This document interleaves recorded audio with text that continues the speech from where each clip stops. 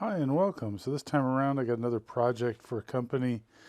They want to make a little swaging press that bends the edge of a very thin washer. So they pre-cut me some washers not out of the right material. So these are stainless steel and they're 10 thousandths thick. The actual material is aluminum 15 thousandths thick, but they didn't have the aluminum in stock, especially anything that thin. They have a laser cutter, and so they laser cut these out fairly quickly.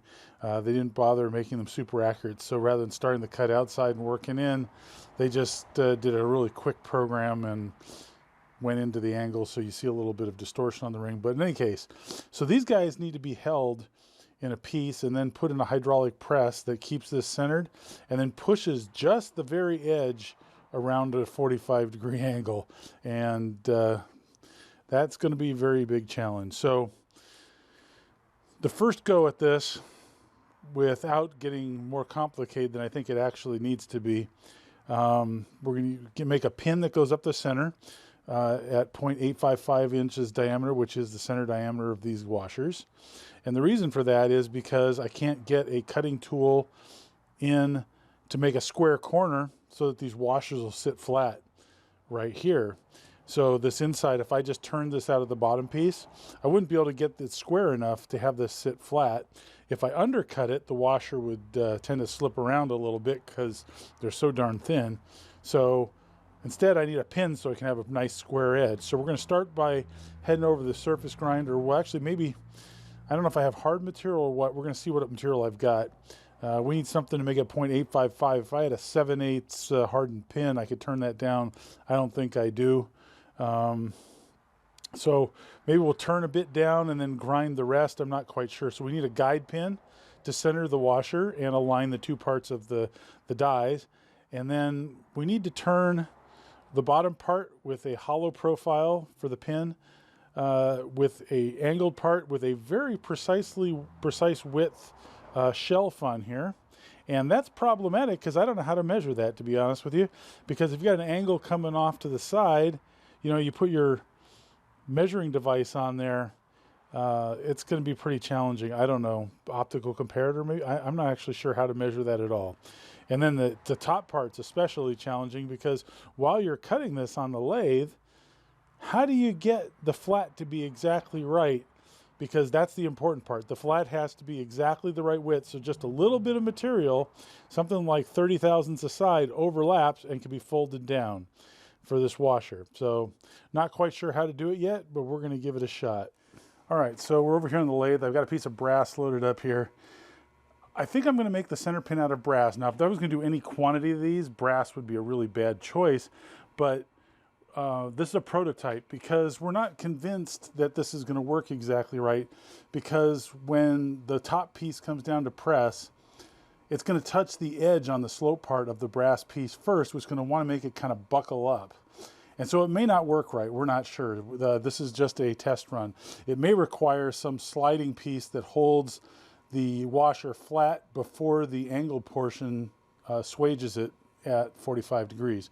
So we're going to make the pin out of brass because it's kind of slippery and it's easy to machine.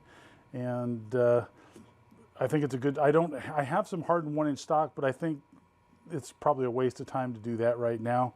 I think we're just going to shoot for straightforward, see it, you know, see if the idea works. They only need a couple samples to show the customer, and if that doesn't work, then we'll move on.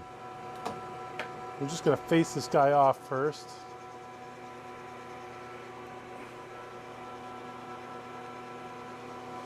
And because this material is so close to being on size, wow, there's a fair amount of run out. I might not actually be able to get this round.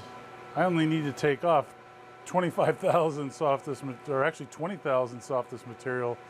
So I'm going to take 10 thousandths off first.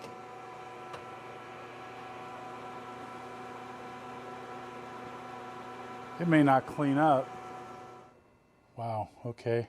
I might have to go to larger diameter stock. Yeah, I think we're gonna.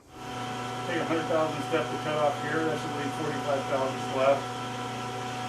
This only needs to swage like 3 aluminum parts, and then if they decide they really like this, we're going to build a proper part out of hardened materials. I think we're going to part this guy off and slow it down a little bit. Only because I don't want to throw chips everywhere.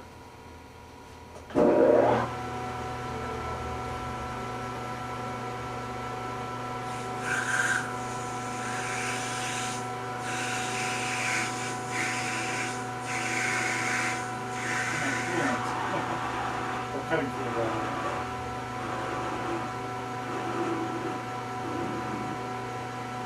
Okay. For the test piece, they bought cold rolled steel, which is really soft. It would never survive being a swaging die for very long, even with aluminum, I don't think. But they only have to do a couple parts as a demonstration, then they'll have a proper one made because they're not even sure it'll work, like I said earlier. So, first up, just going to face this guy off. And I'm using a positive rake insert that normally would be for aluminum because it's very sharp and it's positive rake. And that has the advantage of very little cutting force, which I'm hoping with the cold roll to get a good finish, because cold rolled sucks. Finish sucks.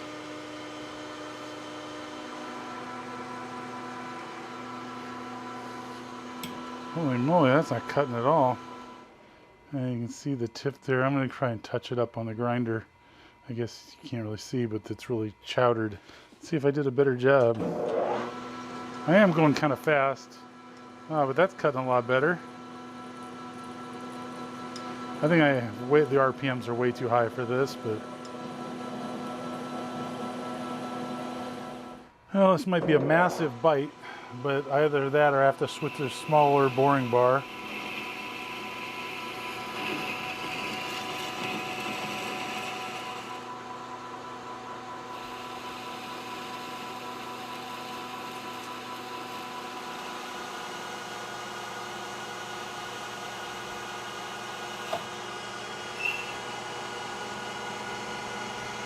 Well, that surface finish looked better. Not great by any stretch, but it's like 10,000. So here's the interesting thing. I can't put a chamfer on here because these washers are so darn thin and they have a very sharp edge that I want to be able to support them. So I don't think I can put much of a chamfer. I can probably take some sandpaper and get rid of the burr if there is any. Well, it doesn't really feel like there is any. So these guys will sit here. And then I got to put a 45 in this. Use a little bit of sandpaper in there, try and get the finish nicer because I wanted to make this a press fit and it just starts. So this will press in perfectly. You can see that. Once you get started, it's not gonna want to come out. So that's good. All right, so we got our compound set to 45, not super precision 45 because that'll come later. If we actually make this part finally, then it'll be a 45. They don't want to spend the time or money on a very expensive jig right now. So I'm glad I double checked my math because I subtracted 0.855 from 0.9, not 1.00 or 0.901, not 1.001.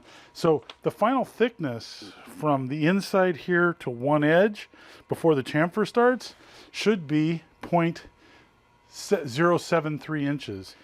This tiny little washer is going to be bent around the outside edge at 45 degrees with these dies.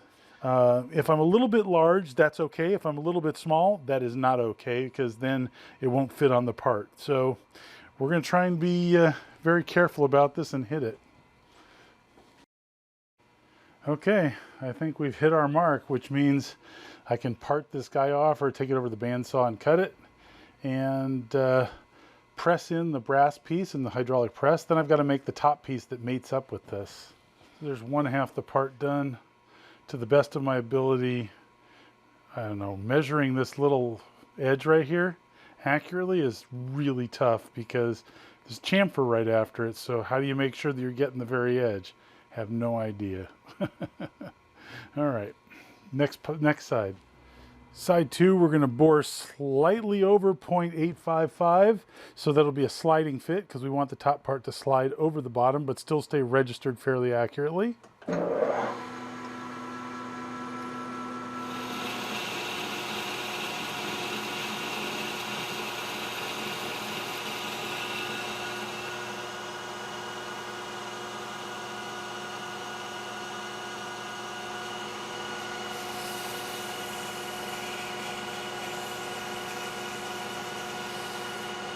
Okay, how's that for a fit? Piston fit. Now we just have to figure out how to do the opposite side. And this one gets weirder because once we go in, we have to create a ledge inside. I played around with the CAD model a little bit, and it looks like I got to go in 176 thousandths so I can use the dial on my compound to get there. And if I go in 176 thousandths, then I should stop, and then I should go towards the middle with the cross slide. And that should give me the flat of the right length, I think. This is a really, really bizarre problem that I've never attempted before. All right, well, let's try it. Okay, I'm gonna call that my Z0. I'm gonna call that my X0. And we're just gonna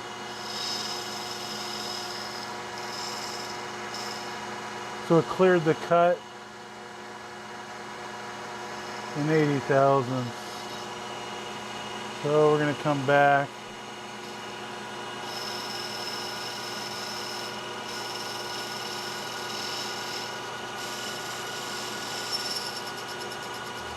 Cleared the cut in that's 120 thousandths and still cutting. 100 and not 176 yet. Okay. So we're going to come back right to the edge. And we're going to go into 176.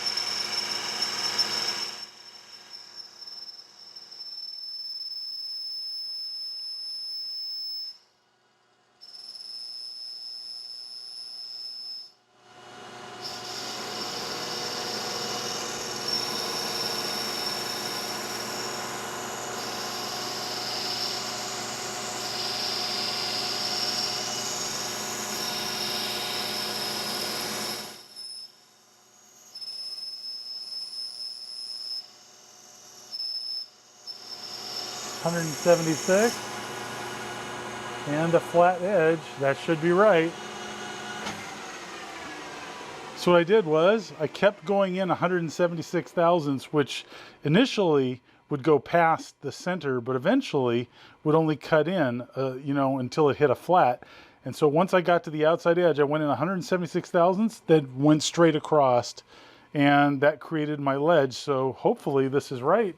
I guess now we just got to part this off, face the back so it's flat, and then try it and see if it works. All right, now comes the moment of truth. So we slide one of these washers on here, which I think I got to deburr them because the laser cut edge is relatively smooth, but I think it's got a little burr on it. So I'm gonna quickly run some sandpaper on the inside of this just to get rid of that burr, and then we're gonna see if we can press out one of these parts. All right, so we're gonna slide one of these washers down on top of the brass.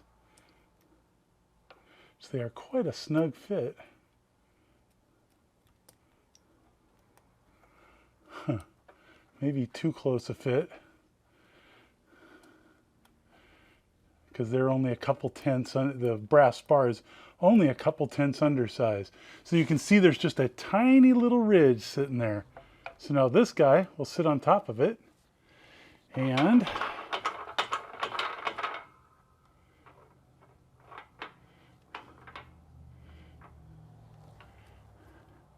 press it.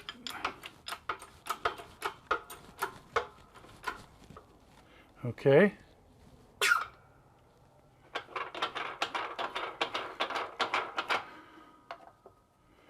Separate the two pieces. Okay. Well, it looks like it did bend the other piece just ever so slightly. Let's see if I can get the washer off here and we'll take a look. All right, so take the die apart. There you can see the part slightly swaged in here. Now, can I get it off without damaging it? That is a really good question. So we're going to gently take this screwdriver. It's called a greenie in the industry. It's an X-Lite small flat bladed screwdriver, and it's coming off. Well, that actually did the job. surprisingly well. I hope it's on dimension, but that sort of worked. Although it does look like there's a little bit of downslope right here, which is what I was worried about because nothing was holding this flat as it was pressing. Also, this was designed for 15 thousandths aluminum, and this is 10 thousandths stainless, so definitely not the same material. I'm going to press a couple more of these and see how they turn out. All right, so after the first one, the second one slid off on its own and slid on really easily. Actually, this one's coming off much easier too. I guess the brass is wearing a little bit already. I mean, cold rolled is definitely not what this should be made out of. And it probably should be done with a grinder for the final few thousandths. Hardened steel like D2 mold steel. The last one just slid right off, so I guess there's a little bit of variability on the inside diameter. I mean, these are so close that you have to take them off parallel or they won't come off.